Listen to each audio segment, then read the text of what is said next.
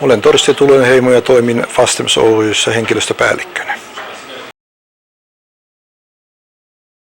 No, syy siihen, että kisaan lähdettiin mukaan, oli se, että me yhdessä työterveyspalvelujemme tuottajan kanssa havaittiin, että työpaikkaselvitykset, joita meillä tehdään, joilla TIKKA-menetelmällä sopivat hyvin kilpailun aiheeseen, stressin hallintaan.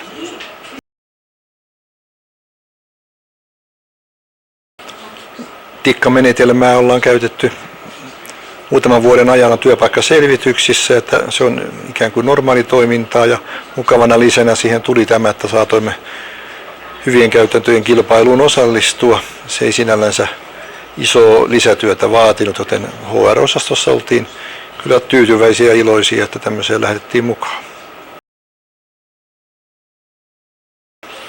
Kilpailun osallistuminen oli suhteellisen helppoa. Oli valmis lomake, jossa oli kysymyksiä. Niihin saattoi vaivattomasti vastata.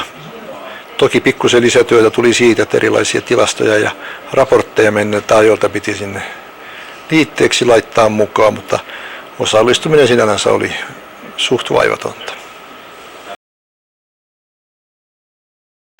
Kilpailuun lähtemisen anti on ollut meille siinä, että olemme nähneet, kuinka Suomessa ja kuinka Euroopan tasollakin näitä asioita pienemmät ja suuremmat yritykset ovat hoitaneet stressin hallintaa, työhyvinvointia eri valtioissa, eri yrityksissä, ja meillä taas se on ollut hyvä pohja sitten omalle kulttuurityöllemme, joka kilpailun osallistumisen jälkeen meillä ponnahti liikkeelle. Kilpailun osallistuminen antaa juuri mukavasti benchmarkkautta ja toisiin yrityksiin, ja silloin kannattaa siihen lähteä mukaan, koska se ei sinällänsä sen enempää resursseja sido tämä yksi kilpailutyön muutaman blanketin täyttäminen, ja sen kautta sitten pääsee jo osalliseksi laajempiin tietoihin ja kollegoihin, tapaamaan kollegoja ja niin edelleen. Fastems suosittelee kilpailuun osallistumista se meillä HR-osastolla.